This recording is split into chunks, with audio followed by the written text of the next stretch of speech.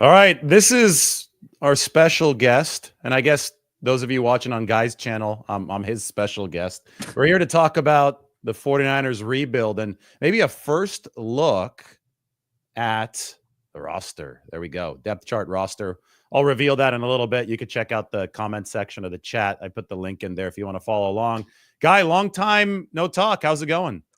It's going good, David. It's good to see you, man. I know. You know what feels good to me? I've noticed it this week, like starting Monday, is the 2025, turning my attention to the 2025 football season, because the 2024 football season was. Well, I sense the same from 49ers fans. Yeah. They had accepted that the season was over after the Rams game in general. So the last 3 weeks, like nobody's watching any shows. The people who are just kind of super morose about things. There's this lethargic energy. And then all of a sudden the season ends.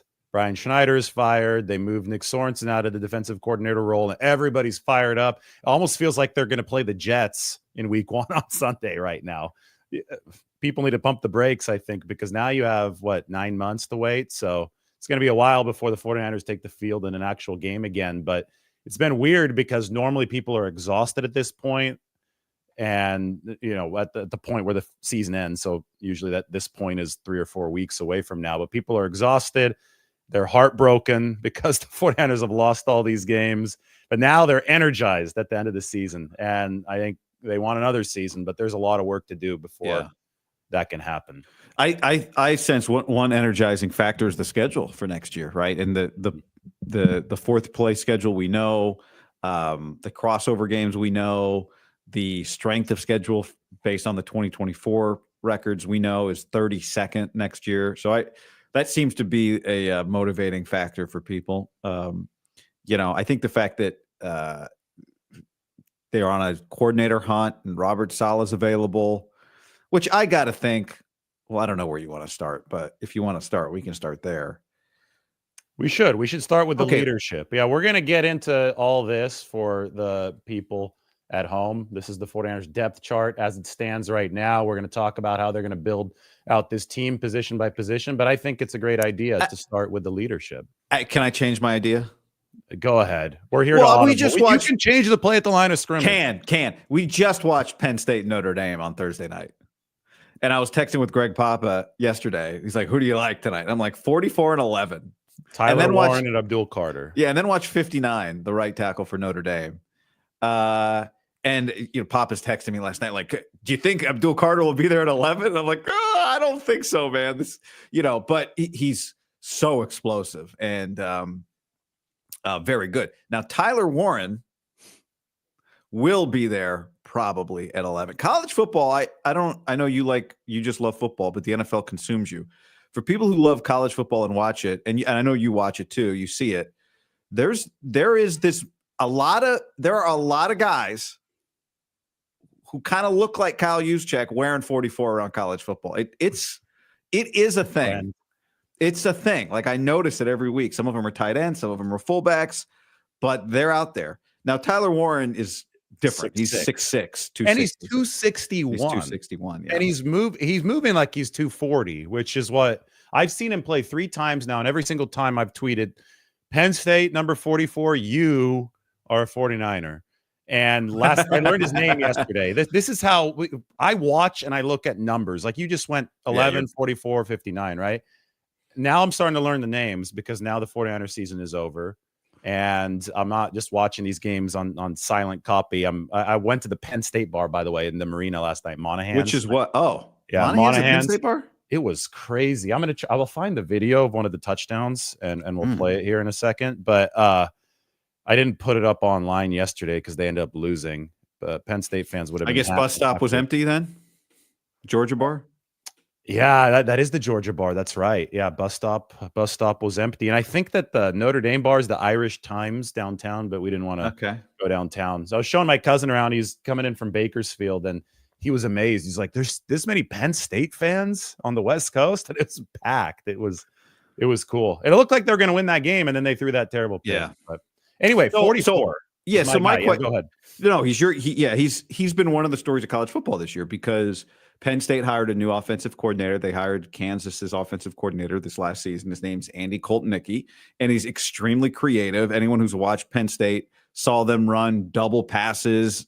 They put Tyler Warren as an eligible tackle and, lined him up at left tackle, but made him eligible. And they ran that play twice this year at least. And I think they ran it for a touchdown against SC. If you want to go find that play, he makes a really difficult contested catch. So not only is he a good player, but he played for a really creative offensive coordinator who moved him around, who ran all kinds of trick plays. Penn State was just really, really fun to watch. And so the question is, like, if you're the Niners drafting at 11 and you've got all these needs, but you also have a board that rates the players and the best player available is a tight end from Penn State named Tyler Warren, what do you do?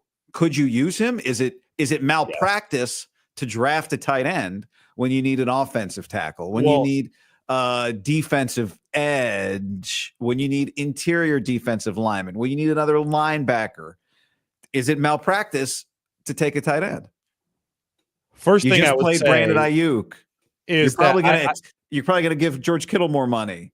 I first noticed 44 Tyler Warren lined up out wide. Yeah, I didn't notice him as a tight end at first because they line him up out wide so often. Then he's at this H-back spot, and then he's in the slot. Then he's an inline tight end. And that was what really stood out to me, is that he's 260 and he's out wide. I get it that's tougher to do in the NFL, but that also is the 49ers forte. And now the whole league is doing stuff like that. But it started with not just Juszczyk. Obviously, we look at 44 and 44 Tyler Warren, but guys like Kittle, guys like Deebo Samuel, McCaffrey, obviously, they're amorphous offensively. They're putting guys everywhere out on the field. I think that's a hallmark of the system. Second thing is that tight end 2 is also a glaring need for the 49ers. I think that the lack of one that has been to be a legitimate counter threat to Kittle has held back this offense. So you could argue that it obviously isn't as big of a need as some of those other spots, but it definitely is a need. Then we can get into the whole debate about, okay, do they go best player available regardless of where they are in the draft? Or yesterday, Tim Kawakami and I on the San Francisco Standards live room, we debated a bit about this. He thinks best player available, he agrees with me, is the way to go throughout most of the draft, but he thinks that there should be an exception made early in this draft because he sees the need at offensive tackle for future building purposes as well to be so great. So is 11 a high enough pick to budge out of the best player available strategy? Do you feel confident enough at 11 when you're on the clock that that is a valuable enough pick that you have a surefire prospect? I just come from the school of thought, guy, that there are no surefire prospects. So you have to go with your gut and the best guy that you think is up on the board when you are on the clock. Yeah, I mean, there's no one answer. It's so relative. Like, best player available. Well, how much better is he than your need? Is he slightly better than your need or a lot better than your need? But I think, you think back, was it Kyle? Who did Kyle talk to? Maybe it was a conversation with Papa, because he only does the Kawakami interview, he does that interview in the preseason or before, in the offseason. But he made a comment, or maybe it was a press conference, you may remember. He made a comment within the last 2 months that basically was, we were right not to take an offensive lineman in the second round. That, remember last year's draft, there were all these tackles that were kind of in the conversation around the Niners, and they didn't take any of them. Roger Rosengarten being one. Well, they were right to take an offensive lineman in the third round. Yeah, exactly. But the point is that Kyle basically said, like, we didn't like any of them, so we weren't going to take any of them. And and when you watch the guys that we passed on, we were right. Kyle said that in the last 2 months. I don't remember where. And essentially, RJ Gillen and Tariq Ahmad, the two personnel guys, said the same thing after the draft. Well, they didn't say we were right, but they explained the strategy. They said it's really hard for there to be an offensive tackle that matches what we need to justify using a high pick on him. And nobody matched that for the 49ers last year, given where their first pick was. The other thing about Tyler Warren, and you can weigh in on, obviously you can weigh in on this, but tight end does block, right? Yes. So are you helping your blocking, A, because he is a weapon, B, he frees up your other blocking tight end, George Kittle, C, he blocks himself. You know, I go back to the question again. Is it, especially when you have an offensive head coach, you always are aware, like, are we just drafting toys or are we actually making this team better in a significant way? That's the question I think you answer with a tight end who's a dynamic pass catcher versus a tackle. With all due respect to tackles, they're not toys, right? Like, yeah, they're not offensive weapons. Interior defensive linemen, they're not toys. Defensive ends are toys, but like the guys you get, like Abdul Carter's not the ones you get at 11 generally, right? The ones you get at 4, those guys are toys. You move them all over the defense. And so that's where I keep going back to, is like, if you're Kyle Shanahan, I think you're asking your front office and your evaluation people, I just want to make sure we're not just drafting some guy because me, the play caller, would have fun with him, right? Because when you watch Penn State, they had a lot of fun with him. He's got to be the best player that can. He's got to make Brock's life easier. He's got to make Ayuk's life easier. He's got to make Kittle's life easier. And he has to be able to pick up the slack when one of these guys gets hurt or two of them get hurt. Well, exactly. And they needed more toys this year because with Ayuk out, with Christian McCaffrey out, this team finished dead last in average separation at the time of the catch or at the time of the incompletion. And that hurts your pass protection. So having weapons does inherently, or at least theoretically, help the pass protection because guys get open quicker and then the quarterback can get rid of the ball quicker. So the blocking looks better. So the improving the offensive line itself is not the only way to improve pass protection. But I wrote about this many times this year. I mean, this has been going back for years. I thought that the 49ers have needed to do a little bit better up front. This was a weird year in that they did improve significantly in one part of the offensive line, but then they regressed significantly in another part. The right side was terrible, which made Brock Purdy's awesome year in 2023. I thought all the more impressive because the right side was atrocious in pass protection. They improved that with Pooney. McKivitz actually got better, still slightly below average in pass protection, but people who think McKivitz is the worst tackle in the league just haven't been watching the rest of the league. There's some really, really bad tackle play, and I think that the addition of Pooney really helped Colton on the right side. But where the 49ers truly regressed this year was at center. And Jake Brendel was dealing with knee tendonitis already in the offseason. I think that really contributed to his slide and left guard. And Aaron Banks is going to be a free agent this offseason. And especially against Miami, where Jake Brendel struggled, that was the game where the A-gap pressure forced that interception that essentially ended the game from Brock Purdy. It was Calais Campbell. It was a stunt that Jake Brendel just didn't pick up. It was really, really starkly highlighted to me that the 49ers will need to improve that interior, which generally means veteran signing because centers and rookie and center doesn't go together in Kyle Shanahan's system. Yeah. Yeah. So you look at that, you look at maybe Drew Dahlman is going to be a free agent. There are a couple other names we can all get into that. Stanford, Michigan was Drew Stanford. And then that was Drake Nugent. He's on the roster practice squad. Drew Dahlman was Stanford throughout his entire college career. That's Chris Dahlman's son. Chris Dahlman was a center for Steve Young and the 49ers. And back when Drew Dahlman came out of Stanford, before he was drafted by the Falcons, I was able to interview both him and his dad. And it was really neat because they're both cut from the same cloth. And that's the cloth that fits what Shanahan has wanted, really cerebral center, but also center who can move and get those reach blocks executed on the second level. Because Chris Dahlman was back in the Bob McKittrick era, and Bob McKittrick, he was the offensive line coach who really emphasized mobility up front, zone blocking up front. Less zone blocking, more mobility, but that really was melded with what Alex Gibbs did. And Alex Gibbs was the O-line coach that formed the Mike Shanahan lines. So it all comes full circle now, and that the 49ers obviously run a Shanahan system, but a lot of that was influenced by what McKittrick emphasized with the dynastic 49ers, with those athletic linemen. So I think they need somebody like that at center, and it needs to be a veteran. And I think that can make the whole line better. And then the toys that you add elsewhere, maybe a Tyler Warren, that can further improve the pass protection for Purdy.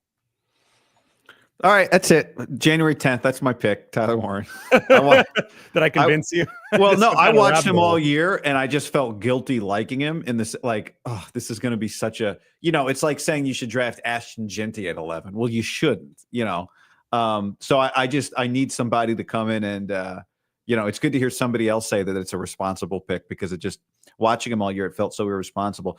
Somebody made a comment on the stream that the other thing to say about Tyler Warren is, if you can find an elite player who blocks and catches passes but doesn't play tackle or receiver, he's cheaper than both of those guys, right? Like, somebody made a comment about if you have a 2 or 3. Actually, it's a super chat here, so I don't know if it's a little early for that, but since I started referencing it, we could put it up from Brad. My comments aren't even open yet. Let me. Okay. I'll put it up on the screen. But there's something to be said for. Brad says, what is a player who gets 2 or 3 contracts and becomes Kittle 2.0, face of the franchise kind of guy worth? It's got to be worth it, just taking a big offensive line body guy available at 11, which made me think, yeah, there is. If you nail if you get a top 3 tight end, it's a cost-effective move also, right? Yes. Now, you also want the top tackle and you want the best receiver and all that, but second-tier receivers get paid like top-tier receivers. Exactly. Kittle has been a top-tier receiver, like not just tight end, top-tier receiver in terms of the receiving efficiency. They've gotten him for $15 million a year.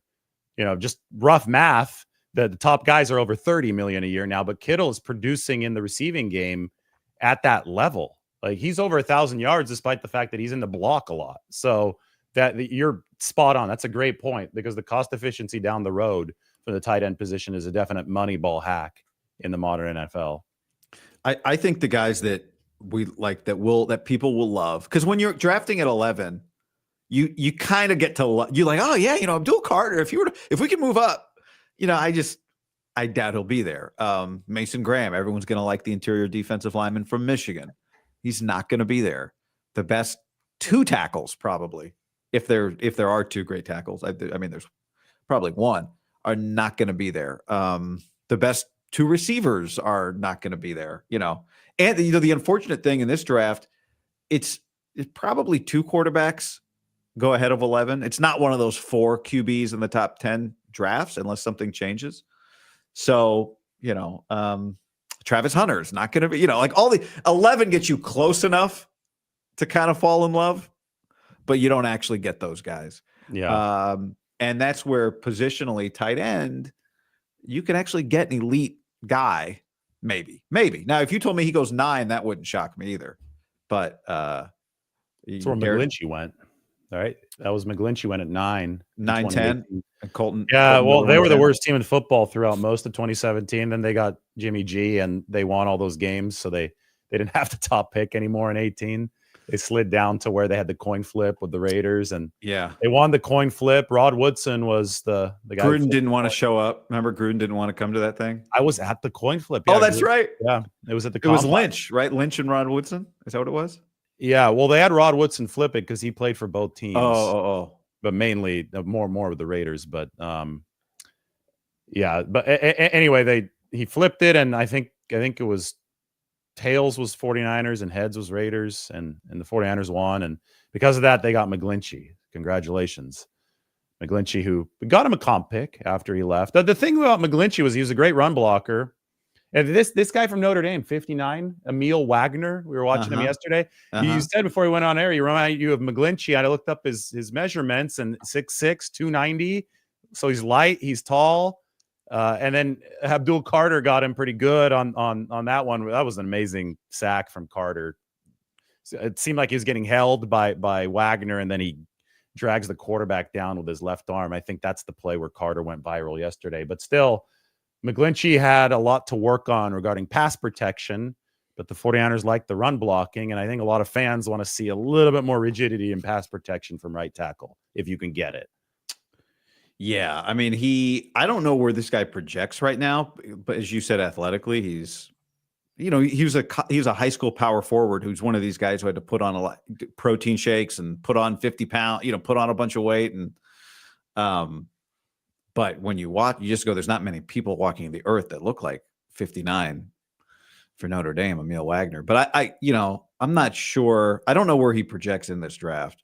He could be a guy that comes back to school and puts himself in the top 5. I don't know. So you said protein shakes and stuff like that. So this reminded me of Ben Bartch, who is going to be a free agent, but he played a good game and a half for the 49ers, a left guard, before he suffered a high ankle sprain. I'm going to get back to the protein shakes here in a second. But get this super chat off the screen.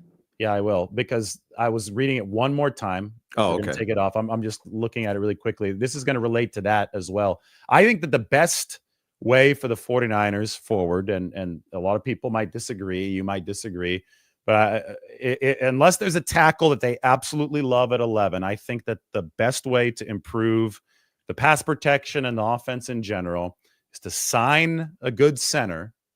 I think that makes everybody better. I think that's a rising tide that lifts all boats.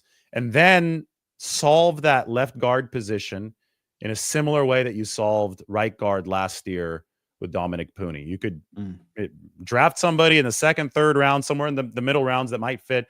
They don't necessarily have to be good as quickly as Puni was good, though, because Bartch might be a short-term answer for the 49ers. He was rock solid over the course of 5-6 quarters before he hurt his ankle. And Ben Bartch, the reason I'm bringing this back to protein shakes is this was the famous smoothie that allowed an offensive lineman to gain weight. Listen to this. This was when he was coming out of college at St. John's in Minnesota.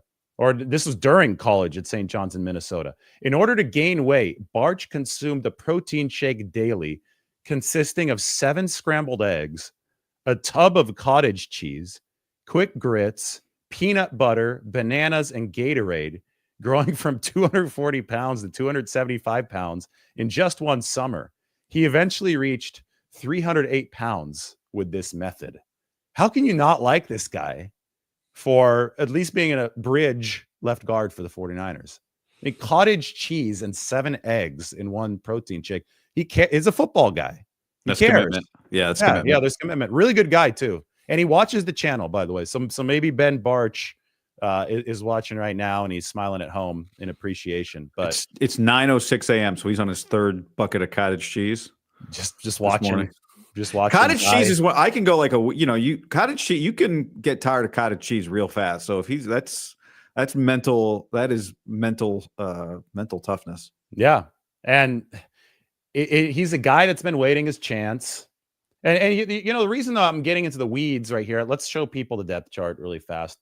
The reason I'm getting into these weeds is this is how you have to build an NFL roster. You're not, as we're illustrating right now, it's going to be hard to get the A-list guys, even if you have a higher draft pick than normal. Plus, you only have one of those draft picks in the first round. Then there are salary cap constraints. So you have to find these diamonds in the rough. Bartch is currently not under contract for 2025, but I think he's a player that the 49ers would be really interested in bringing back. This is what it looks like right now out of the players who are under contract. I'm zooming in on the offensive line. I mean, I need to get wait. This is 2024. Sorry, let's get 2025 up here. I was looking. That was how 2024 ended. And oops, took you off the screen, guy. My bad. There you go. Let's get the 2025 sheet open. Okay, this is what it looks like for 2025. Injury shadings are in red, but you've got 2 tackles on the roster right now that I project to make the 53. These are the guys that are supplemental guys that I don't project to make the 53. So you still have to spruce this up. You have a couple guards. Nick Zakelj made some strides. Spencer Burford, I thought, looked better this year, but we didn't see all too much of him. And then he had to play left tackle at the end. And then you have the center situation, which needs to be fixed. There's Puni.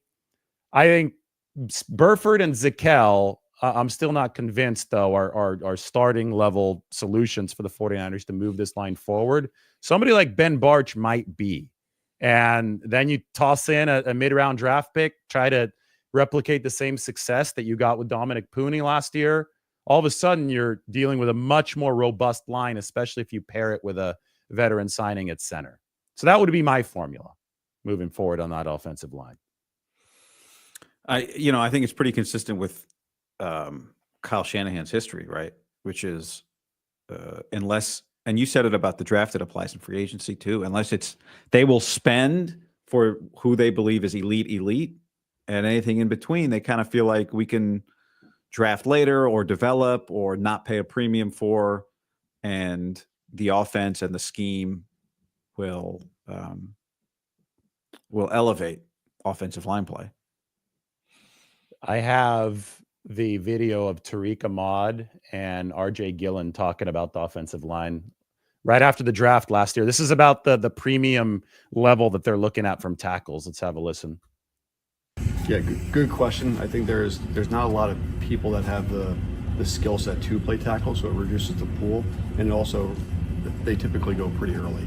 So there's obviously a lot that we like early on in the draft, but then we are very selective of those guys.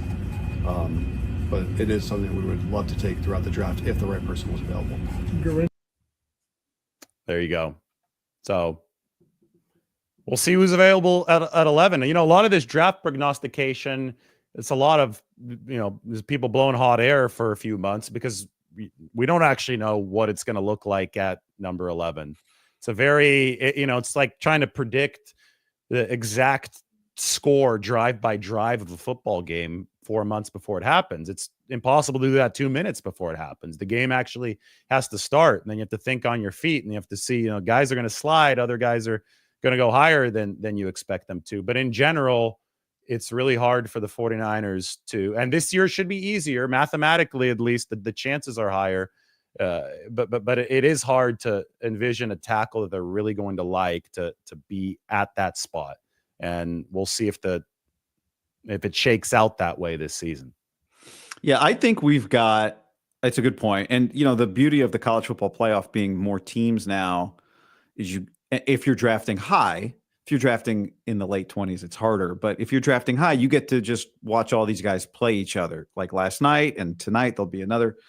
But as I see it, I'm just looking at a draft list here, so I'm just going to count it out with you, David. Guaranteed players to get drafted ahead of the 49ers. And obviously, you're right. Like somebody could have some video of them, although hitting a gravity bong now doesn't have the same effect it once did on Laramie Tunsil's draft stats or whatever that was. That worked out for the Texans. Was that a gravity bong or whatever that thing was? Gas mask. Gas mask, yeah. So Travis Hunter won. I think Abdul Carter is going to go ahead of 11. Mason Graham from Michigan will go ahead. That's 3. I think Will Campbell, the tackle from LSU, that's 4. I think Cam Ward, 6, the quarterback from Miami, and Shedeur Sanders, the quarterback from Colorado, 7. I feel like I'm missing somebody. Maybe Tetairoa McMillan, the receiver from Arizona. He could. I mean, right now I'll say yes, he goes ahead of 11. So that's 8, which feels like too many players to say are guaranteed to go ahead of 11. So it's probably not accurate. Maybe some quarterback blows up, but yeah, that's where I would put it right now. I'd say 7 or 8 guys are definitely going ahead. So I don't know if that's good or bad, because those are definitely guys at positions you would like. But what I listed there was not a bunch of guys at the same position, which means maybe you do have a shot at the best tight end or the second best defensive. Probably not the third best defensive lineman, maybe. Yeah, I don't know. There's not a headline there other than I'm just looking at this draft board, kind of thinking it through based on what I've seen in college football this year. So we'll see. Well, not to stir the pot, but the last time the 49ers held a pick this high, they traded up to number 3.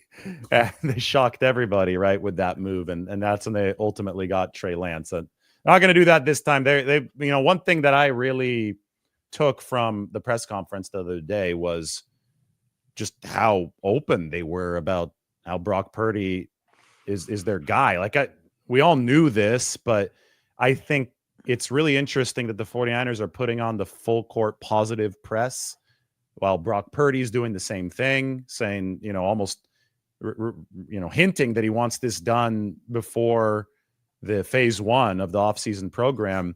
I think that the style of communication here is really important, because the style of communication last year when they're trying to get something done with Brandon Ayuk was not reminiscent of what we're hearing right now from both the 49ers and from Brock Purdy. And that means that something can get done sooner rather than later if both parties are this gung-ho about it. Yeah, I mean, it's, people, I've had a few people over the course of the season, I'm sure you have had this too, say, I don't want to hear the word leverage ever again after watching the Ayuk thing play out.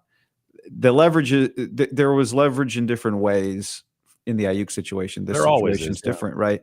The leverage for Brock is that he plays quarterback. The leverage that Ayuk has that Brock didn't have is that Ayuk was already a multimillionaire by the time he arrived at this negotiation. And Brock has not been making first-round money in the way that Ayuk was, right? So I think that's a check on the 49ers side. And I know there's this argument that, well, his agent's going to say, well, you've been getting him cheap all this time. Now it's time to make up the difference.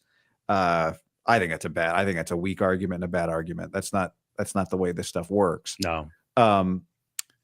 And I think the real human fact is that $60 million a year sounds amazing. And I know we don't need to get into AAV and all that right now, but just speaking generally, right? Like, yeah, it's a good parameter to. Purdy also changes his life in a way that a guy who's making $15 million, 40 would change his life also. But the guy that's already made, let's say, $15 million goes, you know what? I can play a little more hardball here. So I think this is probably going to result in a resolution that's not that dramatic, that changes the Purdy family's life forever, and that the 49ers could pivot in 3 years if they wanted to. That's generally how these deals have gone for them. Well, that's how every deal ever has gone, right? Deshaun Watson's, and by the way, he tore his Achilles again. That news just came through a few minutes ago. I'm not kidding. Mike just sent me breaking news. Browns quarterback Deshaun Watson ruptured his Achilles again. Further testing showed, and he had another surgery on Thursday to repair it. That's good for the Browns, right? There's got to be some insurance. Yeah, I would hope they bought insurance, because that contract remains absolutely ridiculous. $230 million fully guaranteed, and it did not set precedent because the rest of the league said this is so ridiculous. The rest of the league's agents said this is so ridiculous. We're just going to ignore how bad this contract is and operate with number 2 being the top spot to set precedent for other contracts. But that's the only contract. This is my point with the eject button after 2 or 3 years. It's the only contract where there really isn't an eject button. It's just a bunch of years and a bunch of fully guaranteed money. But essentially every other NFL contract has a couple years up to 3 years of fully guaranteed money, and then there's the eject. And so if the 49ers execute what you say they will with Brock Purdy, that's par for the course in this league. There's a lot of power on the side of teams in this league. Now, the position group that has most successfully moved the ball closer to their court is the quarterback position, because it's so important. But I still don't see Brock Purdy being able to walk away with 4 or 5 years of fully guaranteed money, because that Watson contract is not precedent. And what's happening right now, 2 Achilles tears, plus the really bad play from Watson before the Achilles tear, shows you why you shouldn't commit that kind of money and that kind of guaranteed money to any player in the NFL. Yeah.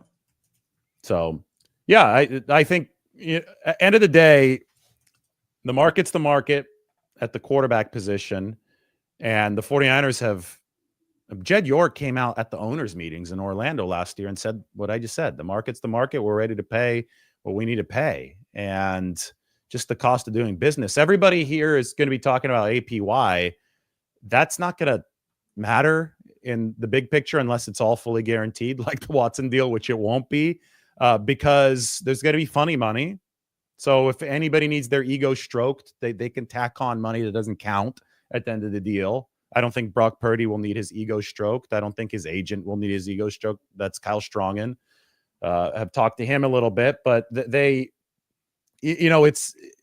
one of those things where the structure of the deal is going to be what determines whether or not the 49ers can continue to operate and build a team around Brock Purdy. And they need to find a good structure. And that's something the 49ers have actually proven to be really good at over the course of the years. Even with the Ayuk deal, which was expensive, they found a structure that kept those salary cap hits low for the first couple years. I think Brock is pretty well set up to have I expect him to have a bounce back year. That's my expectation. I wasn't that, I didn't read much into the way that they talked about him this week. As long as he's healthy, there's really nothing else to do in this offseason, right? There's no Rodgers, there's no Cousins. And you pay him. You find a middle ground, you pay him, and you move on. There's just don't speak so soon. There will be Cousins available probably, and it will cause people to make videos about it. But yeah, no, I know. What I mean is, if Brock is healthy, you don't pivot to Cousins. I fully agree. I was being but it's the most annoying subplot every other offseason, right? Kirk Cousins is available. People Photoshop. It doesn't annoy me. Cousins. You love that kind of stuff. You kind of love the chaos. I do kind of enjoy it. Okay. Do you want to talk about let's talk about Robert Saleh for a second. Yeah. Is he too obvious of a candidate at defensive? The Niners interviewed him. Yeah. They interviewed him. They interviewed Deshae Townsend from the Lions, who is part of the Aaron Glenn defense that blitzed the hell out of the Vikings and was able to overcome its deficiencies on the injury front to win that huge game. I think the 49ers are really interested in blitzing more and finding ways to mask some of their deficiencies. It's funny because Saleh didn't blitz a whole lot with the 49ers, although the 2020 season is the reason I think they should be interested in Robert Saleh, and they are. Not the 2019 season. I mean, 2019 is great. They were a dominant defense that year, but look at what Saleh did in 2020. I thought that was his most impressive body of work. He lost Bosa in week 2. He did start blitzing a lot more. He did, and he was able to basically mask to a great extent, not to a full extent, but he was able to mask so many injury deficiencies 49ers had that year. They finished the season ranked number 6 in EPA and DVOA defensively in 2020, which is, when you look at what happened this year, they fell down to number 26. Yep. And the injuries were not as severe this year. They were 10th last year. They were 10th last year. And they were 10th last year. But the number 6 in 2020, despite losing Bosa for the whole year, and there was injury hell, that was what got Saleh the Jets job. And I think theoretically, he should be a better coach now because he's been through hell with the Jets. I mean, that was dysfunctional, but I think that you would expect that he's matured as a coach. He's seen how the other side of the league works, and he could bring some of that leadership back to the 49ers. So I don't think it's too simple of an answer. I think that it makes a whole lot of sense, but I think it actually might be out of the 49ers' reach because he's interviewing for head coaching jobs. So okay. So 2 points. I'll get to that in a second. The other point I just want to make on that, there is this ongoing kind of, is Nick Bosa didn't even get 10 sacks? Is he worth, right? The Niners, Connor over on my show got this from Sports Info Solutions. Even in Nick Bosa's 2022 Defensive Player of the Year season, they brought more design pressure than Sorensen did last season. In 22, the Niners blitz rate was 17th. 24% of the time they brought pressure. This year it was 30th, 18% of the time. In other words, like, you go look at Nick Bosa's advanced metrics, they were still very good this year. Yeah, right. Top 5. But he can't. There is no. He does need. I would love to look up and say that the defensive personnel they have around him is good enough. That you don't need to go get another edge rusher. That it should be good enough with this personnel. But they've got to fix something, and it's, bringing a little more pressure, being a little more creative on defense is probably and I hate to use this word, easier fix than just let's get way better talent on the defensive line. That's harder and more expensive. It is, yeah. And it's really hard to believe that they're ever going to be able to accumulate the amount of Ferrari firepower that they had in 2019 for the defensive line. You make a great point about Ryans in 22. That was an extension of the late 21 season when he really figured out how to be a DC and figure out how to blitz. Remember the shark blitz from K'Wan Williams that saved them. It saved the playoff run in a game at Cincinnati. They needed every single win, right? And there was a game where they beat the Bengals in Cincinnati. That was the AFC champion to be Bengals in Cincinnati, where DeMeco Ryans called 2 blitzes in the second half that came on critical third downs. One came from K'Wan Williams, I believe. Another one might have come from Greenlaw or Warner. But the Williams one really stood out to me in that it was like, oh, DeMeco Ryans has figured it out. He is firing with this blitz at just the right time. And then we saw a great run where he was able to mask a poor secondary down the stretch up until the NFC Championship game when it finally caught up to the 49ers. And then that carried over into the stat that you brought in 2022 when they brought that blitz rate up to middle of the pack. To, further talk about Sorensen's lack of blitzing, they were number 30, as you mentioned. That's general blitz rate. Bringing 2 or more extra rushers, they were dead last. They did that only 1.7% of the time. And when you're looking at the league and how it's operating now, the antidote to these Shanahan-style offenses, which have taken over, and you saw it with the Lions and Darnold, is to bring very heavy targeted pressure to challenge some of the protection answers up front. And the 49ers have been sunk by this. We saw it in the Super Bowl with Spagnuolo with 9 unblocked pressures. The Vikings got sunk by it the other night, and the 49ers aren't doing much sinking of their own with their own defense if they're only doing that 1.7% of the time. So they have to adapt. They have to modernize. And the question is, okay, so somebody like Saleh, who didn't blitz a whole lot when he was with the 49ers, can he be a defensive coordinator that modernizes? I think he can, because I think he showed a little bit of that in 2020, and I think he showed a little bit more of it with the Jets. By the way, the Jets defense fell off a cliff the moment that Robert I saw you Saleh tweet was that fired. yesterday. Yeah. And I think Olbrich is good too. I think what happened with the Jets is that Woody Johnson made the very childish move of firing Robert Saleh after they lost a game in London because he was embarrassed in front of all his London friends, because Woody Johnson used to be the ambassador to the UK. Did you read that in The Athletic? That was crazy.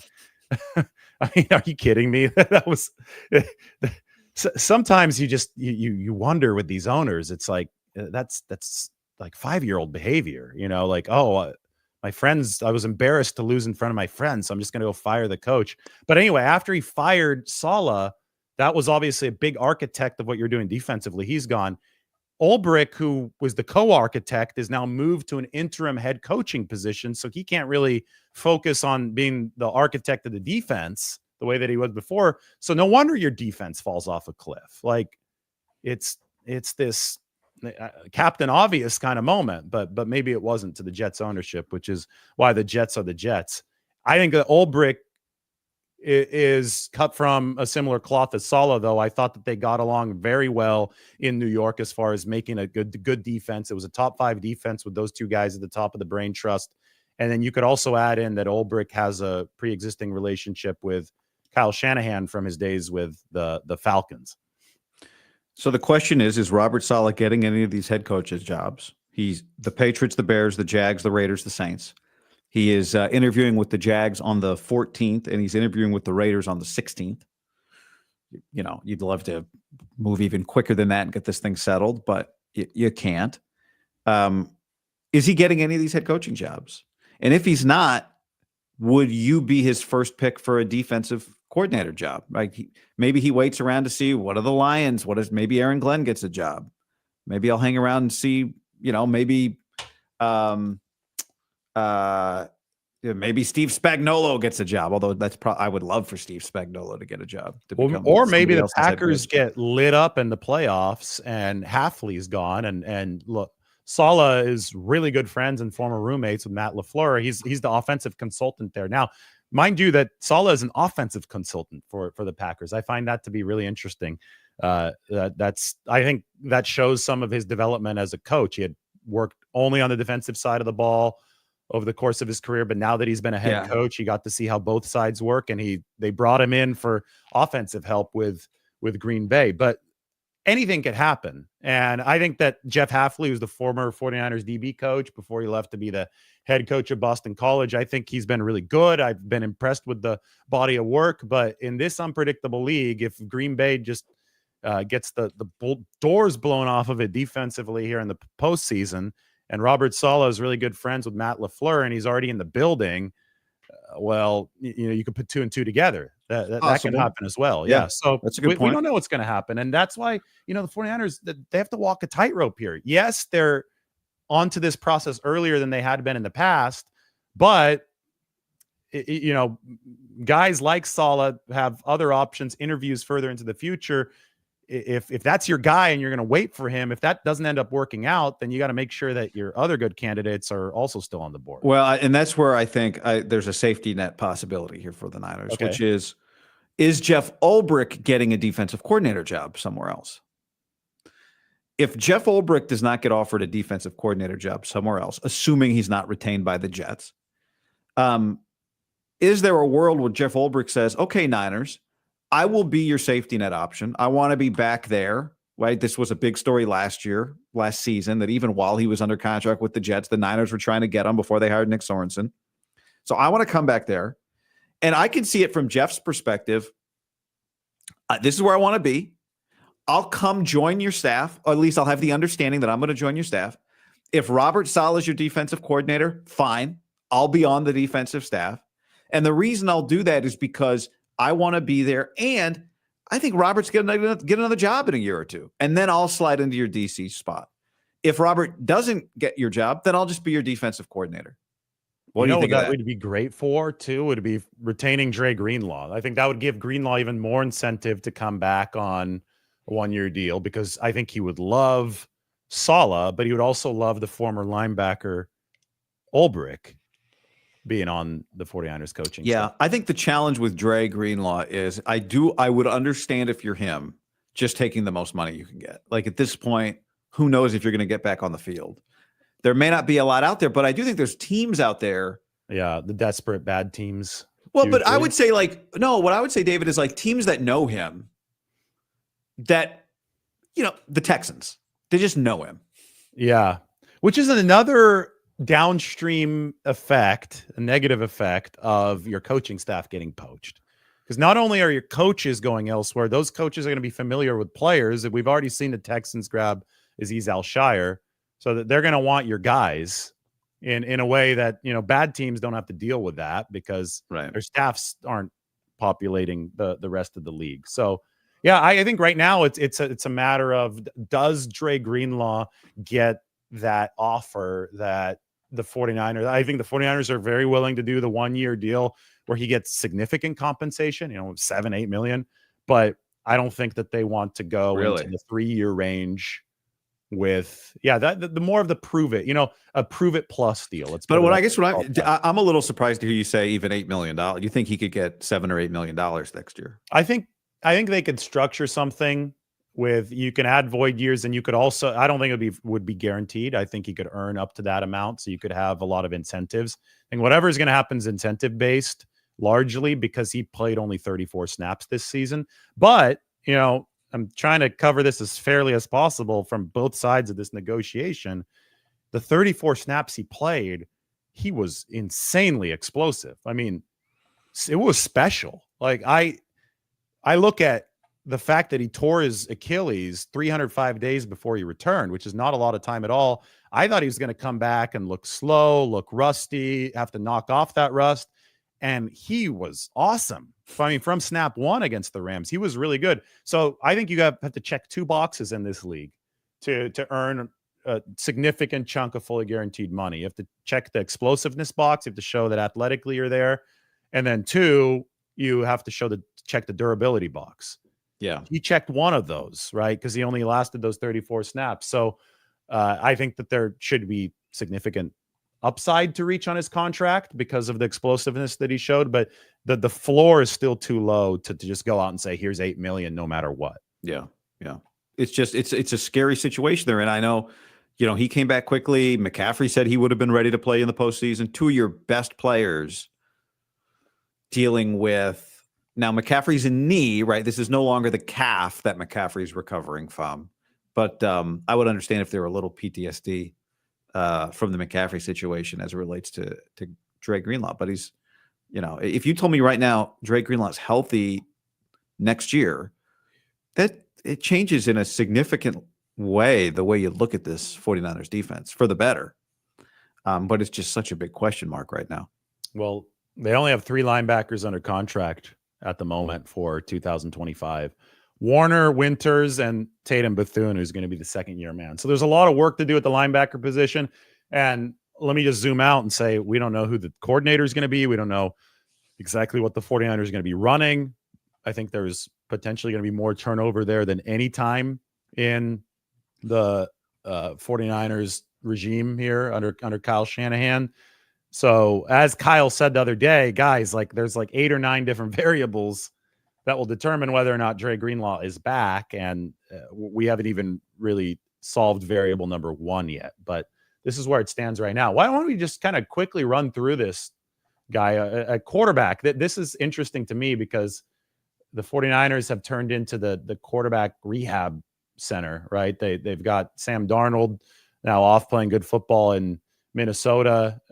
We saw Josh Dobbs come through this year. I don't know if Dobbs is going to sign elsewhere or if that, there was what was it? Three giveaways against Arizona.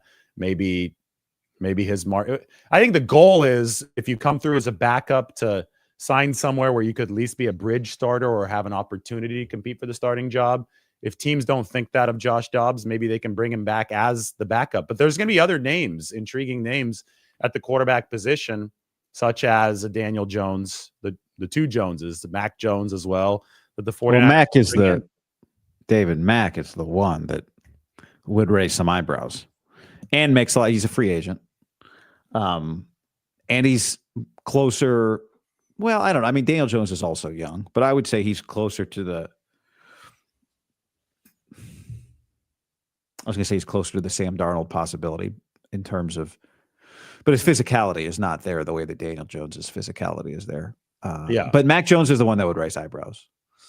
Daniel Jones would not raise my eyebrows. Mac Jones would raise my eyebrows, knowing what we know about the Trey Lance draft. Well, it would bring back all that speculation and all those stories from 2011. I think that I could see it happening because they've, especially Brian Greasy stays aboard. They have developed a reputation of getting the most out of quarterbacks who are in the building. Obviously, Purdy, Garoppolo had a really good run under Brian Greasy in 2022. Sam Darnold is an amazing success story of a turnaround for the 49ers.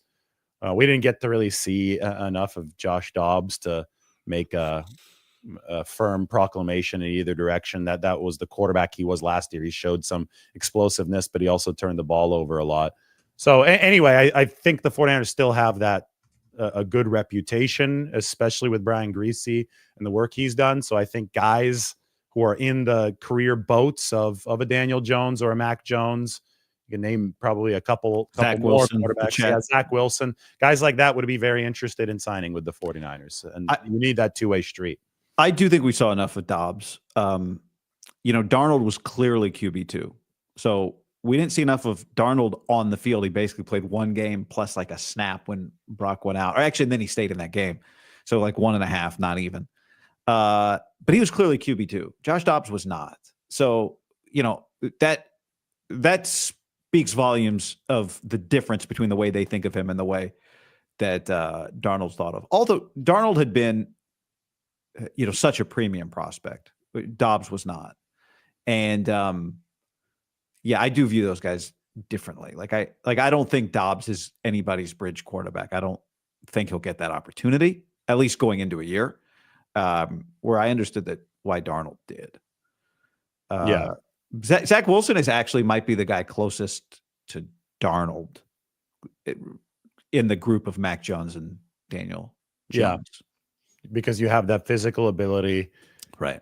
And he obviously flamed out in his first NFL opportunity. So you see what can happen moving forward. And it's funny because we're talking about these names from that 2021 draft where the 49ers, last time the 49ers had a pick around this portion of the draft, they traded up. Everybody thought that was going to be some kind of generational quarterback draft. It ended up not being a generational quarterback draft, but a lot of teams took their swings, their big swings, the 49ers included. But as irony would have it, they found their guy with the very last pick of the following draft. And now Brock Purdy is considered, it's not just, there it is, 262. And it's not just Brian Greasy, by the way. You hear players talk, and I think it was Josh Dobbs talking before the Cardinals game. It's working under Brock Purdy. So pick number 262 has turned into this mentor of types because of sorts, because the work ethic, the study habits, that's appealing to quarterbacks who are trying to find their way, coming from bad organizations where the process isn't necessarily instilled in a productive fashion. These guys come in and they say that they learn how to work. They learn how to run their week under Purdy. I do wonder, though, is Brock at the level where it's better for him to have a guy like Brandon Allen or Josh Dobbs or somebody that's been around versus a young guy who's here to learn? Brock is still pretty young, and I think would still benefit from a player who's been around a little bit. Not that he needs to learn from that person, but just the second set of eyes that a backup quarterback can be for a starting quarterback. I would prefer that to developmental next guy up. You understand what I'm saying? Like, I don't want QB2 for Brock Purdy to be some 5th round pick the Niners take, right? I want it to be Josh Dobbs or Brandon Allen or somebody of that ilk, someone who's been around and sees it, somebody who really sees it, not some guy who's learning the Shanahan system and is here to pick up tips from Brock Purdy. Now, maybe that's irresponsible. Maybe you just rather have the best player you could get to substitute if Brock gets hurt. But I think that their budget, we'll see if the budget increases or decreases this year, but it was about $5 million for the QB2 spot last year. That's what it was with Darnold as well, although they had a deal where, because Brock was coming off of the elbow surgery, they had a deal that could escalate up to I think 11 or 12 million with Darnold. He obviously didn't earn the incentive since Purdy started the whole season, but I don't know if the budget will decrease this year. And if it decreases to something like 2 or 3 million, then you're probably out of the range of some of the guys that were drafted higher up in 2021. Those guys are probably going to want at least 5, and they'll probably go for that just because they still have some name recognition and the league will think they have some potential. And if you're in the budget of 2 or 3, then your backup is going to be probably, a Brandon Allen caliber, just how it works. But I don't know where the budget is. We're going to figure that out. Running back, I think projects to be really, really exciting for the 49ers next year because I think McCaffrey is going to be healthy. I think the other day he said, would have been very near ready to play in the playoffs, and he's going to have the long off season. And Guerendo escaped ACL hell.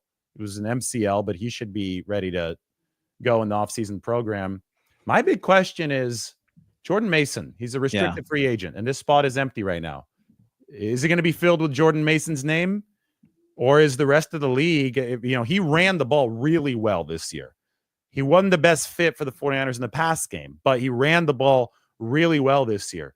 I think that there's a chance that his value is higher for some other team than for the 49ers, which could sort itself out in restricted free agency. Like the 49ers could tender Jordan Mason, but there's a chance that somebody offers him more, where 49ers would have a right of first refusal, but would they take that, right? Would they say, okay, fine, we'll pay you as much as the market dictates, kind of like the Brock Wright situation with Detroit and the 49ers last year, or would the 49ers let Mason walk? I think this could be really, really interesting with Jordan Mason, but at the end of the day, you do need running back depth. I just wonder what the 49ers budget there will be. That's a great question. He's so clearly good enough to be running back 2. But if Christian McCaffrey's healthy, they don't use running back 2 hardly at all, right? Guerendo could be RB2. I think you've got to have a level of concern about McCaffrey. And I'm with you. Said you think he'll be back healthy. That's great. I'm in the hope category. I'm in the hope category. But, they're not really in the business of spending a bunch of money on RB2 and 3 and 4. Historically, the Shanahans don't need to. But it's just rare, to have a guy that's had the kind of year that Jordan Mason just had available to you as your second running back is a luxury. Yeah. Do you have a prediction? Second round tender. And I think that's the right level of tender. That's about $5 million. If a team really, really wants Jordan Mason and they blow you away with an $8 or $9 or $10 million offer because he did run the ball really well, I could see a team like Baltimore really liking Jordan Mason. Then you say, fine, we get a second round pick. I think the 49ers would be really happy with that trade-off. I think that's what the RFA tender process is there for situations like this, where the player deserves to be compensated, because I mean, Mason, especially with the style of running that he brings, he deserves his money like now. Like that's important, right? So he deserves the chance to see what his market is with other teams. But the advanced metrics, actually just running wise and the yards after contact and the broken tackles, they were comparable to Derrick Henry's this year. And he's similar kind of build, right? Big back. But again, the 49ers have a certain set of needs and a certain budget. And I think this process can actually be perfect for both parties, in that the 49ers and Jordan Mason might both leave happy. And maybe the right resolution is him signing the tender and nobody offers him more than that. And the 49ers have him back on this roster, and they'll have that very needed depth behind Christian McCaffrey. Maybe that's the resolution. I just can't wait to see how it plays out, because I don't think that the stars have quite aligned in this way on any of these restricted free agent deals. Receiver. So receiver, Pearsall's emergence toward the end of the season is some of the best news that the 49ers got in 2024. Because Ricky's not going to be an X, but you paid Brandon Ayuk to be the X. I don't know when exactly he's going to be back, but you would hope at least at some point next season. And hey, maybe it will be week 1, because he got hurt fairly early in 2024, but we'll see.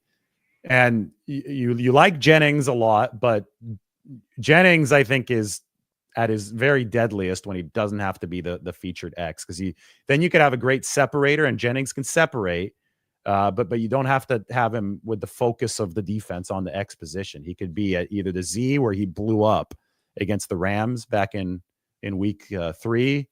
He can play at the F. Ricky Pearsall can play anywhere, but I don't think he would specialize at the X, but he could be anywhere else and be really good. And then that allows, assuming Deebo Samuel is back, and they seem to hint that that's the plan, that allows Deebo to be Deebo. It allows him to be this specialty weapon that just bulldozes people. This year, they had he was playing hurt, and he was playing with pneumonia and all that stuff, but they also there weren't other weapons out there because they were so hurt. So there was a lot of focus on Deebo Samuel. But when there's not defensive focus on Deebo Samuel, that's when he turns into the battering ram that we've seen over the years. And I think that would be the 49ers blueprint for this.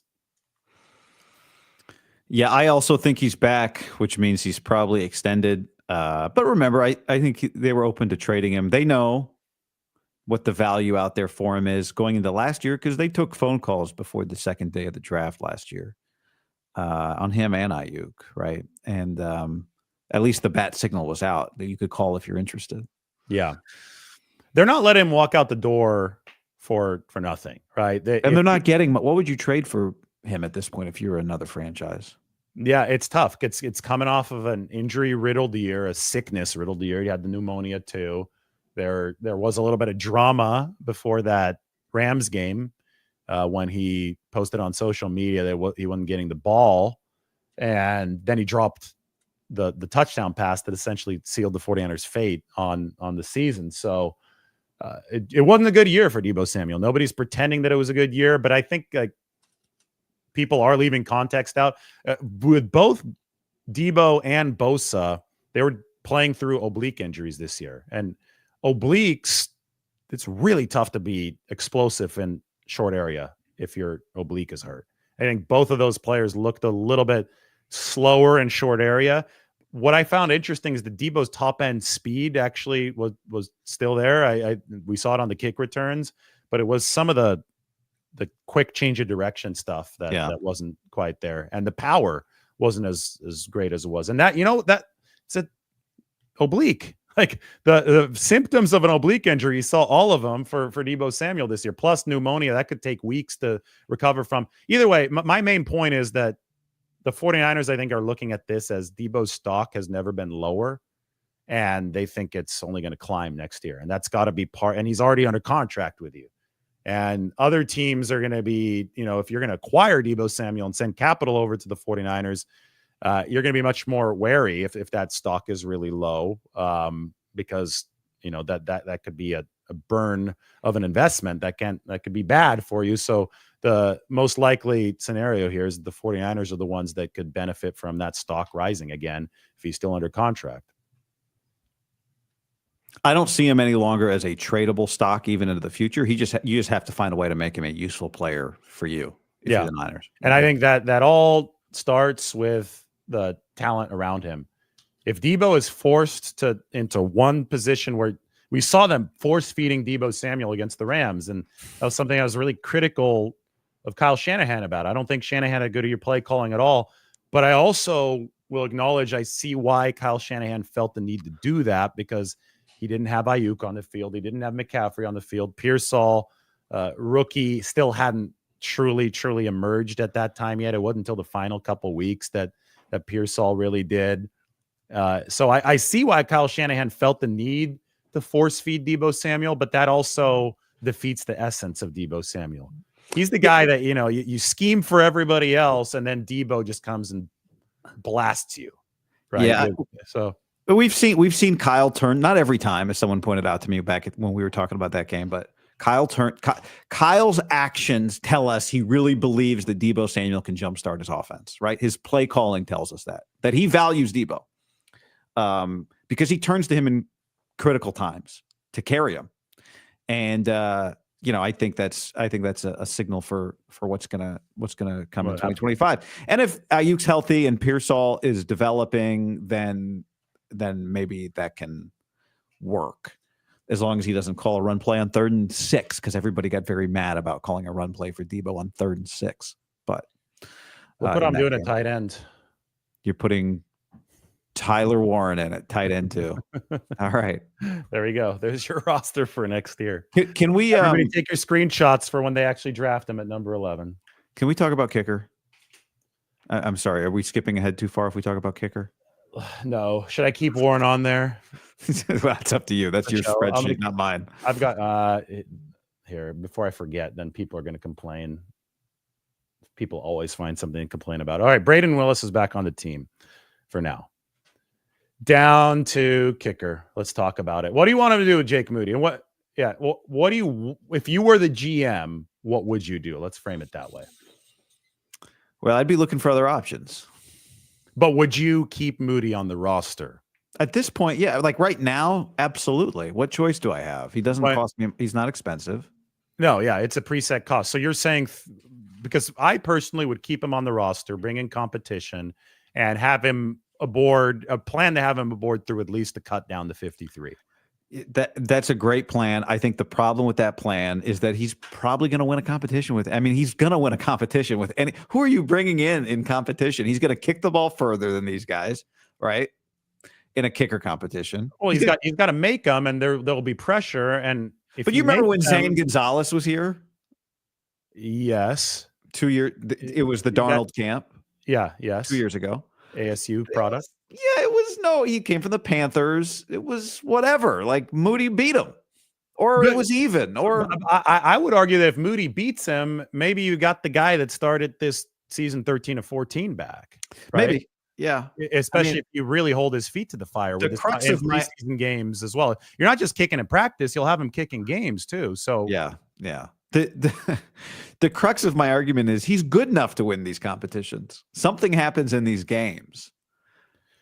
Well, what I can't explain. Well, let's look at the split. It was 13 of 14, and then he sprained his ankle, and he was out, and then he was 10 of 19 or whatever. I know. So there was a clear delineation. Something got in his head after. Maybe it's still physical. I don't know, but assuming it's not physical, it's mental, which is scary because you don't know if and when he's going to snap out of it. And I think that the only way that he possibly can snap out of it is if you put him through a hell of a stress test and he passes it. And The only way you can do that is in camp and in the preseason this next year. But you better have Anders Carlson or somebody that doesn't have a job on speed dial when maybe you continue to hold his feet to the fire by finding some kind of kicker and putting him on the practice squad at the start of the year. And that way you can yank him immediately if there are issues. But a lot of people would say, and I'm sure the comment section's blowing up right now, it's not worth it. Just cut him right now. And I totally get it after you went through what you saw. But I think there's a fear from the 49ers that they do that. Then he signs with somebody else. And the talent that you're talking about consistently shines on the field with somebody else. Well, say, yeah, I mean, Kyle is clearly very affected by what happened when he was coaching with his dad in Washington, where Graham Gano came in as a young kicker and wasn't good enough for them, and they ran out of patience, and they cut Graham Gano, and Graham Gano went on to have a really good career, right? I think that's really in Kyle's mind. Like, if I keep waiting it out with this guy, kickers eventually do figure it out. Yeah, young kickers that are talented. And I think they're kind of stuck. I just don't think there's a lot of great options out there for them. You cut them and you sign whoever, Michael Badgley or Nick Folk, and they're no more. You know what I mean? Like you're missing Nick Folk now. I'm gonna look. I don't know, 40 probably. That guy's been around forever. Let's look. You're guessing 40? Yeah, I'm guessing 40. I'm gonna guess 41. Okay. Oh no, he's 40. You got me. When does he turn 41? November 5th. Yeah, so still 11 months away. He just turned 40. That's a really good guess. Nick Folk has been with the Cowboys, the Jets. He's been in the league since 2007. The Bucks. Then he played for the Arizona Hotshots. Is that it? That's a team. That's a thing. The Arizona Hotshots. That's got to be XFL, right? Looking right now. 2019. We're professional. No, that was in the AAF, the Alliance of AAF. Football. It was in that 2019 season where that was a very short-lived league. You know who the head coach was? Rick Neuheisel. What? You knew that? Yeah. Yeah. Well, you didn't know. So you had heard of there. I thought I just got all those leagues confused. I didn't know which was the AAF because they played simultaneously, and now the XFL has continued. But I think they almost won the championship. So are you saying you want the 49ers to bring in Arizona Hotshots legend Nick Folk to be the kicker? No, I'm saying there are no good options to solve. This is a tough situation for them. And I know some people would say, to your point, it's not tough. I'm mad at he cut him, which I understand. But you know, kickers are the next guy's always supposed to be better, and you may end up in the same situation. It's likely you end up in the same situation again. So you don't want to hold on too long, but I could see how it's so frustrating because you see what a weapon he can be. The craziest thing about Moody, if I could just not analyze it and just talk for a second about like what it's like to experience him. We all watch a lot of kickers miss kicks. His misses are so close. It's always to the way right. It feels like his. Did you see the game-winning kick? I know you saw it on Thursday night. He overcompensates sometimes. Yeah, the game. Wait, which game-winning kick? Well, the Notre Dame kick, which it looked like it was going to Moody right, and then it Moody back left. Yep, that was wild to me. And speaking of that, I guess they had the worst kicking situation in the nation. Again, I watch college very casually during the season because I'm so locked in on the NFL. So I get what I get from the announcing crew, and they were telling me about how bad this kicking situation was. I'm like, there's no way this is going to end well. And then it goes off his foot, and it's headed wide right, and it knuckled back in. I don't know how he did it, but he got it. His name was Jeter too. When they showed his family filming from the crowd, I was like, oh God, please. I wasn't even rooting for Notre Dame, but I didn't want him to miss while his dad was filming the thing, you know? Yeah. Well, what does his dad do with the video if he misses? I guess he just deletes it right away. There's no way you want to. Tough life. I was like, I thought his parents were the people not filming. I assumed that his parents were. I didn't know who was who, but no, it was his dad that was filming. Okay. It was. Yeah, I did that. I confirmed that. It was crazy. Anyway, yeah, it's going to be interesting what they do with Moody in that regard. But I think your Gano point hits the nail on the head. I think they're scarred. They don't want to let a guy go and only see him star elsewhere. I promise here we'll wrap up soon. We've been going for a while, but quickly we can go through what other position group do you want to look at? Do you have any order of preference here? We've gone through about half of them. Yeah, I think to me, safety's interesting. Safety is really interesting because I think Jair regressed this year. I don't think that he had a good year. And Malik Mustafa was damn good. That if there was one true silver lining from 2024, it was the draft class. It probably was the best. It was definitely the best top to bottom the 49ers have had under Lynch and Shanahan as far as producing in year one. I think it has a good chance because of that to be the best draft class they've had. That won't be determined for another year or two, but Malik Mustafa right here at safety is a player. Now, is Jair Brown a player? But because they ended up not really benching him, but reducing his role significantly by the end of the year. Talanoa Hufanga is a pending free agent. Do they go that route? Are they able to get him back on a prove-it deal? Do they feel the need to do that because they don't trust Jair Brown, who missed a lot of tackles this year? I don't know. The big thing about the defense was that they forced only 2 takeaways, and I think they only forced one of those. Caleb Williams just threw the ball backwards one time. That was a fumble, but they only forced those 2 takeaways over the course of the last 9 games. And Jair Brown was a guy who had a lot of picks in college, and then he had the pick of Mahomes in the Super Bowl, and he just never seemed to be in good position for anything this past year. Yeah, I think he's partly a complimentary safety, and he was drafted to play alongside and then replace Hufanga, and neither one of those things are happening. Didn't really play alongside him, and he's probably not going to be his replacement. What do you do? Or do you keep him around? Or is Hufanga back?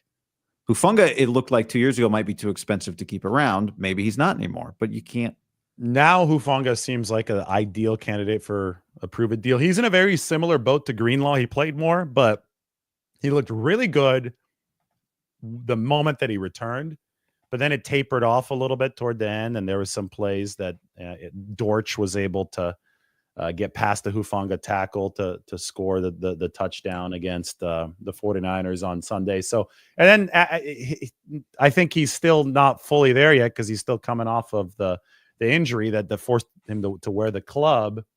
So I still think that he obviously is not in position to get a contract that matches the fact that he was an all-pro in 2022, but he might be in position to get a deal that sets him up for a nice 2025 that, or was it? Yeah, it was 2022 when he was an all-pro, right? Yeah, 2022.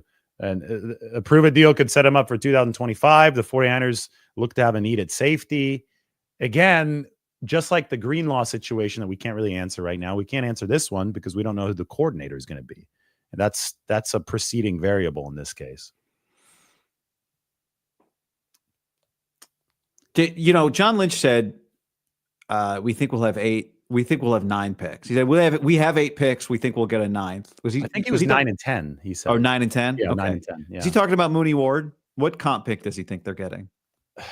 Well, the comp pick, they might. Well, the comp picks would be from last year. Let me open up the phone. Oh, you're right. You're right. Okay, got it. Yep. So let's see what they. Would it be Armstead's money? Well, it's a big formula that includes everybody in it. So it's hard to say because guys eliminate other guys. I'm looking at it right now. Let's try to find the compensatory pick formula on Over the Cap 2025. Okay, here we go. I'll put this up on the screen in just a second because you could only do this visually. I mean, they didn't have any big money signings. Hopefully people can see this. This is okay. Yeah, that's good. You can zoom in on your phone, or I could try to zoom in. That's fine. Just Chase Young. We're gonna go back there. Yeah, Chase Young, and then they think they're gonna get something a little bit more from Sam Darnold. I think because of the performance this year. Okay. So I think that Darnold will no longer be crossed off or something. I don't really know how this formula mathematically works, but I think that the difference between 9 and 10 will be if Darnold factors higher into the compensatory formula. Because you signed guys like Floyd, Gross-Matos, Yadam, and Elliott that cancel out Darnold, Kinlaw, Sebastian Joseph Day, and Charlie Werner leaving. But if Darnold is at a higher tier than Leonard Floyd, they're currently canceling each other out. That gives you another comp pick. It might be a low one, but it gives you another pick. Okay.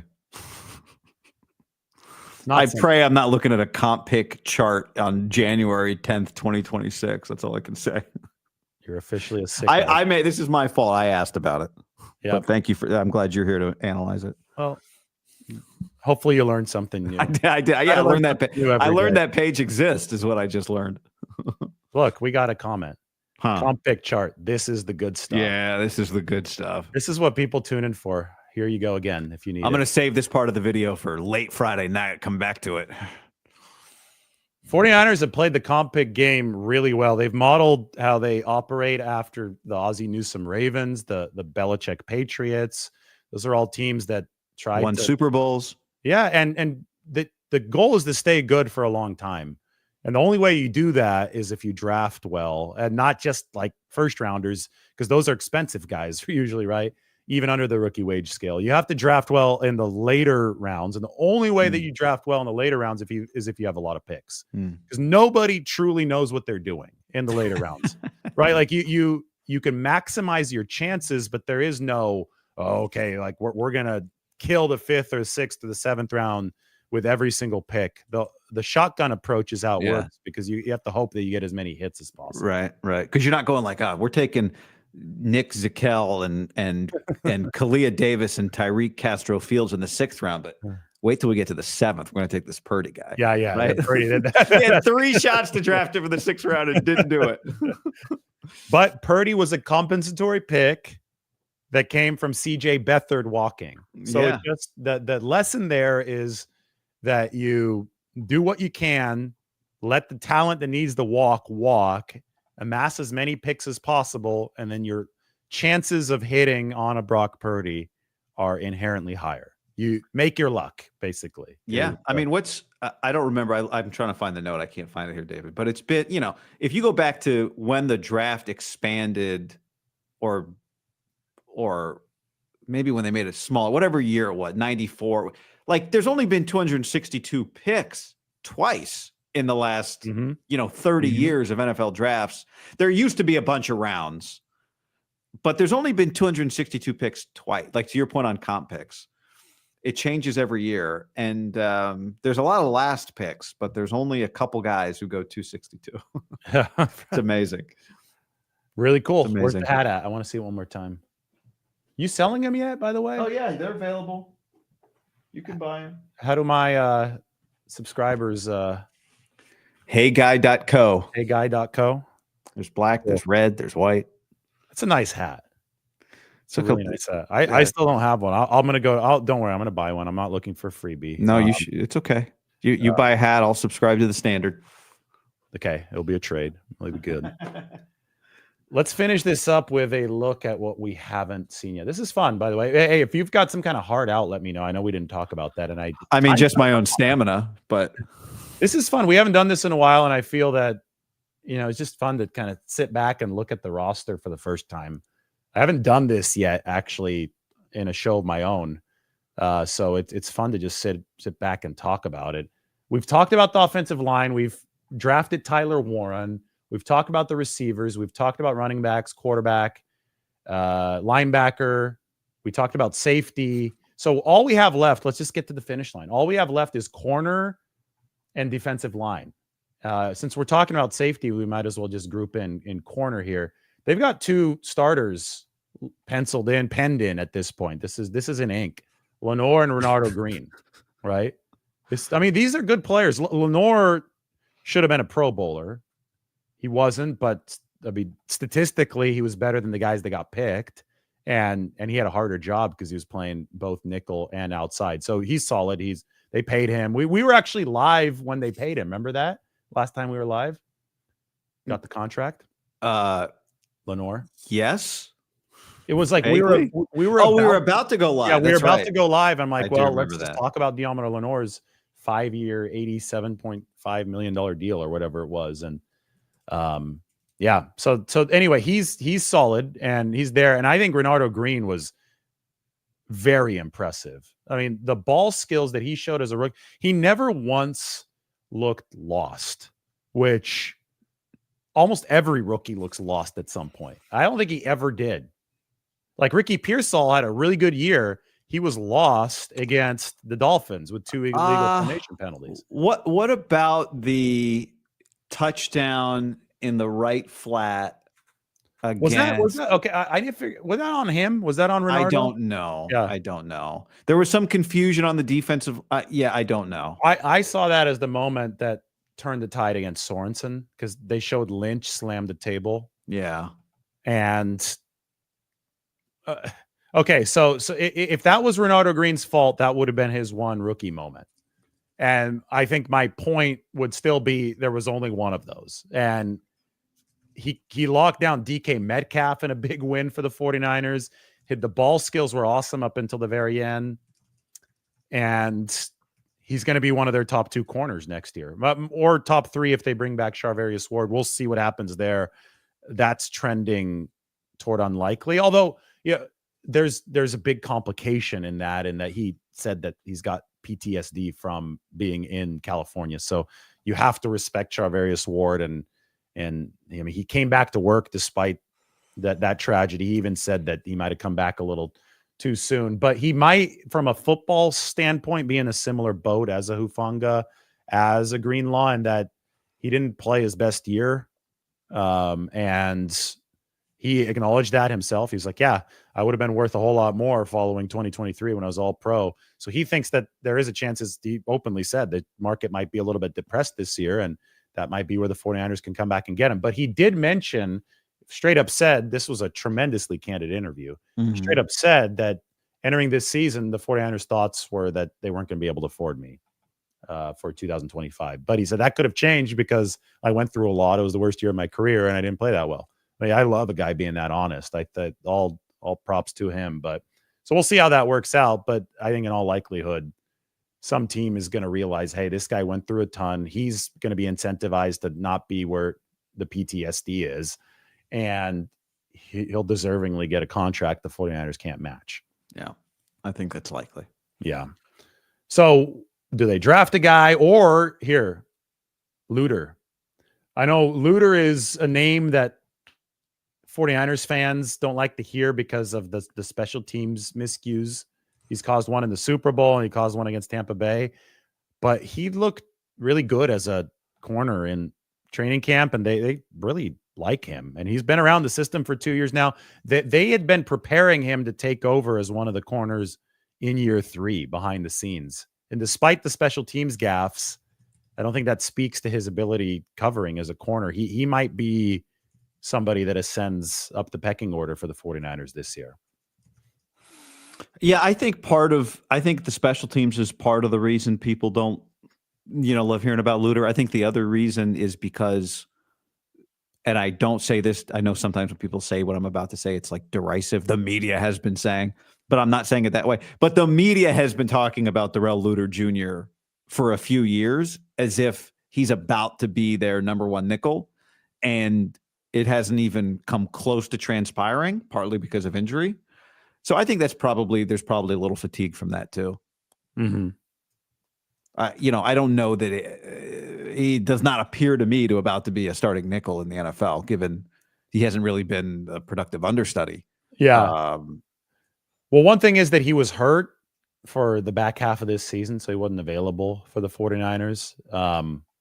So we'll see. He's going to be in that competition. I think people here's what I'll say about Luter. Here's what I know is that they love the length. He got long arms, and they love the character on the guy, and they do think that he could be an inside out kind of player. And they were trying to give him early action on special teams. I think the play in the Super Bowl was tremendously unlucky. I don't think that we should use that to judge Darrell Luter Jr. as a player. I thought the play against Tampa Bay was worse when he got pushed into Jacob Cowing on the muffed punt. But he's going to be in that mix, and then whoever else is in that mix, we'll see. But they have They have, Chase Lucas. He's more of a practice squad guy. He's on the team. They have a lot of moves to make here. So they're probably going to bring in a rookie or two. They're probably going to make a signing like the Rock Yassin signing last year. There's a lot of work, more work here in the back seven of the defense than anywhere else on the roster, as you can see on this depth chart. There's more empty spots in this area that's linebacker and defensive back than anywhere else. Well, next year would be the year for Luter, right? Next year is the equivalent year to when Lenore really broke out. Yes. The third year for another 5th round cornerback that the Niners had. So, I if it's going to happen, to me, it has to happen in 2025 for Darrell Luter. The Niners have had a couple linebackers that we've kind of been waiting on to step up, and D Winters got opportunities this year, but they're always trying to find somebody better. And, Jalen Graham behind him was a guy that I know there've been some anticipation for, and it just hasn't really come to fruition in terms of plugging them in especially D Winters, even as a starter. I think we're nearing the I don't want to say the expiration date on kind of the development of those guys, but there've been chances and opportunities, and they have not taken them fully. I think your really salient point there, though, is that it was third year for Lenore, and it was also third year for DJ Reed. That was another 5th round corner out of Bakersfield. My cousin from Bakersfield, by the way, was here, which was funny. It seems that you mention one city or something and it comes up like 3 times, but all roads lead to the Central Valley. Yep. What's that song? The Streets of Bakersfield. It's a good country song. They mentioned San Francisco in it too. I think he mentions in the song that he spent a night in jail in San Francisco. Very Wild West vibes, but anyway, DJ Reed, remember when they accidentally released him? Or I say accidentally, I mean they intentionally they waived him with an injury designation thinking that he wouldn't get picked up, and the Seahawks picked him up and he turned into high-level corner. Yeah. So year three for these corners. Don't give up on guys. That was the lesson. Don't give up on a corner, 5th round corner entering year 3. All right. Final position. I know that we're all running out of steam here, but the defensive line, they've got a lot of guys under contract, and Bosa, back when things were peaking for this 49ers defense, that was the Rams game or the aftermath of that. Bosa came out and said, I hope that we bring all these guys back, and it's good that they're all on at least 2-year deals. Like they signed or they traded for Malik Collins and he had a 2-year deal. They signed Yetur Gross-Matos to 2 years. They signed Leonard Floyd to 2 years. They signed Jordan Elliott to 2 years. So Bosa was like, we're really finding our stride, which it seemed that they were. And he wanted everybody back. And maybe everybody will be back, but they could still use more juice, I think, really clearly. Somebody like Elliott just didn't bring him anything pass rushing wise. Malik Collins did. He was nice pass rushing wise, but I think they need, if they're not going to be getting a lot pass rushing wise from Elliott, they need to be better against the run. And maybe that was a wide 9 linebacker thing because they didn't have Greenlaw this year. But I obviously think that some improvement obviously still warranted from that defensive line, which was missing Javon Hargrave for most of the season. Yeah, I mean, I think the question with this defense is Leonard Floyd, can you improve your defense in a way that Leonard Floyd or a player of Leonard Floyd's ilk is a good enough opposite pass rusher for Bosa? Or does it, how do you make that happen, right? How do you make it so that a Leonard Floyd level player is good enough to have a disruptive defensive line? You have to be better at tackle. I think the plan was to have Hargrave in there, who looked really good his last game before he tore the triceps against the Rams. He had 6 pressures, and obviously that went that direction. I think that you have to have a plus defensive tackle who's commanding a lot of pass rushing attention, and that ensures that Leonard Floyd is going to get the one-on-ones that he needs. Leonard Floyd had 8.5 sacks, so it wasn't like he was unproductive this year. But I think for this line to deliver the kind of pressure that they really wanted it to at the start of the year, it was dependent on Hargrave, which is why they paid him a lot of money. Now they have salary cap constraints, so they're going to release Hargrave with a post June 1st designation, but hope that he negotiates with them to come back at a lower deal. Eric Armstead was approached with a similar offer last year, and he said no to the 49ers. He said, I'm going to go take more money from Jacksonville. I think that they sprung it on Eric Armstead much later in the process last year. This year, because Hargrave has been hurt and they've had a chance to pre-plan things, they did it earlier. They said, hey, this is what we're going to do. We still want you back.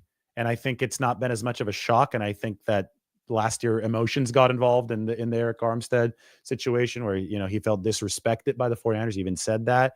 I think maybe the bridge has been smoothed over with Hargrave to where they might be able to get him back. But you do need some explosive pass rushing talent on the inside to do what you're talking about. And that is spring somebody like Leonard Floyd available for sacks as much as possible. Yeah. Then that's what they need. Because the run stopping is another part of this, right? Maybe the more important part. Yeah, it absolutely is. And I think we can't look at the defensive line in a vacuum there. I think that in the wide nine, and I don't know if they're going to continue running the wide nine, they probably will, but in the wide nine, the linebackers are so important because the gaps are bigger. And I think the loss of Dre Greenlaw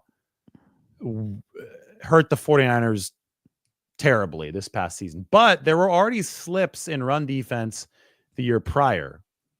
And they had Armstead that year, but Armstead was injured for a lot of the year and he wasn't the same player as he had been before. So that also goes back to defensive tackle. That it goes back to setting edges, which they didn't do a great job of in 2023 or 2024. So there's a lot to fix. This run defense slipped down to number 29 this year. That was really bad. And it's a reason why they're going to have their third defensive coordinator in 3 years. And near the top of the list is the fact they haven't stopped the run over the past 2. Yep. And I think it contributes to that. What's the stat? 0-44 trailing in the fourth quarter by 7 or more.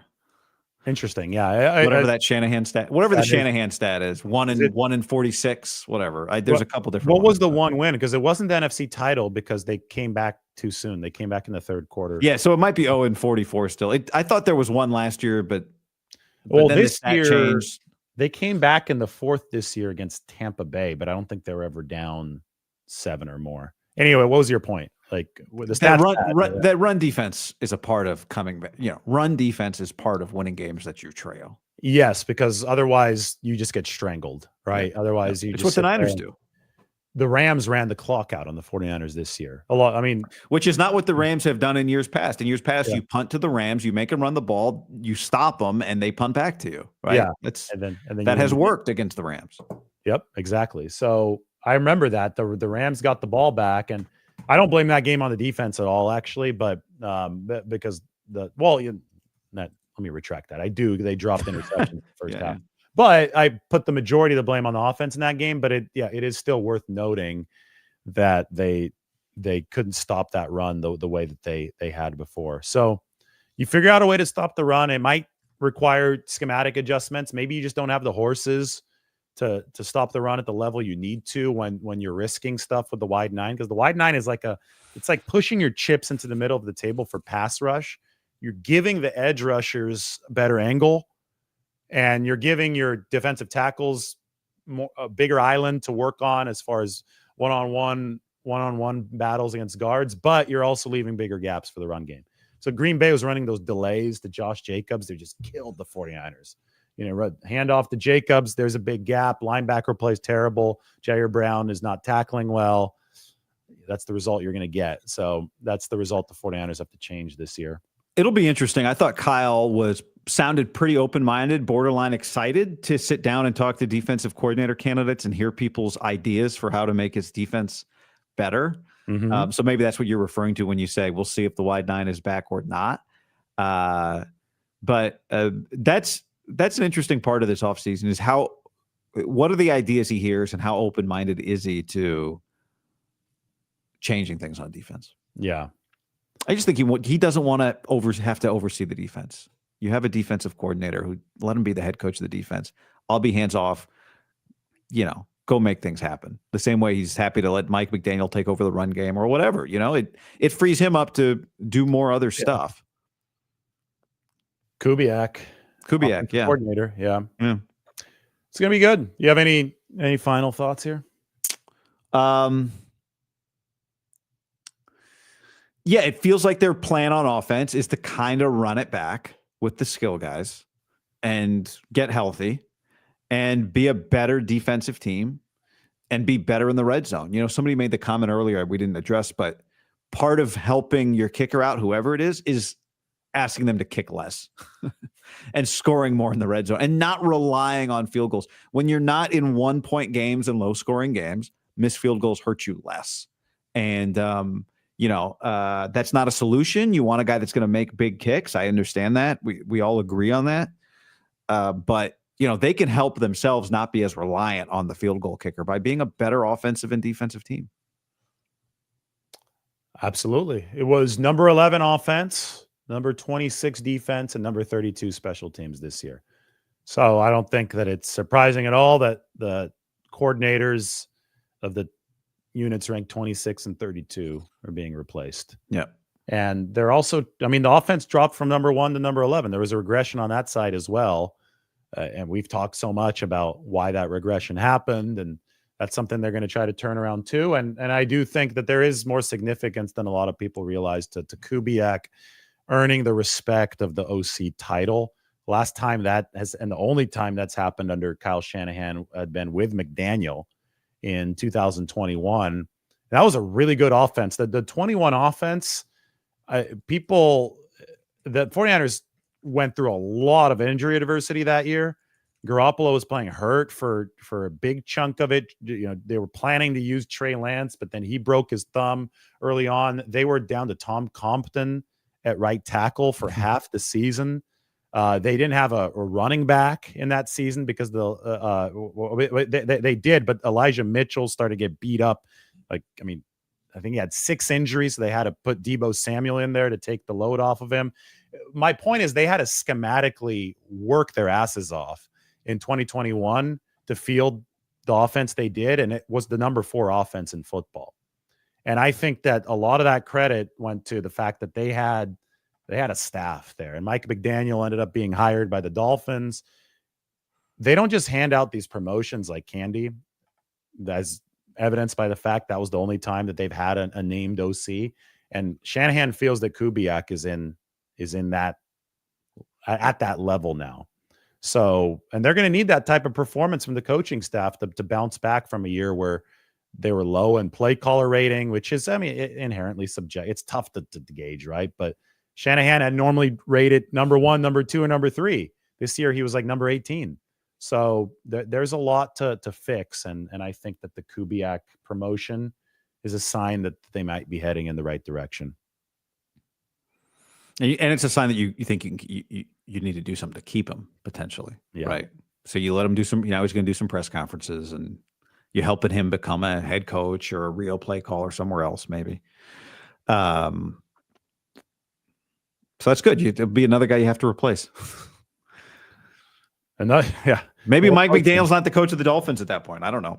Kyle hasn't had his tree long enough to see if coaches will come back to him yet, like they did with Belichick. Now, a lot of Belichick guys failed quickly and then came back. Not all. Well, and that's I guess that's a good way to wrap it up. That's a full circle moment. Robert Saleh. We'll see if he's the next 49ers defensive coordinator. Yeah. He'd be the first member of the tree to come back, right? Yeah. Yeah, he would.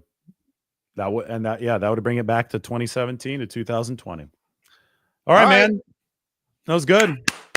Good work, Tyler Warren. Hour 43. We put in work. Full That's day. the longest show I've ever done. I've never gone more than an hour and 10. Oh, okay. Yeah.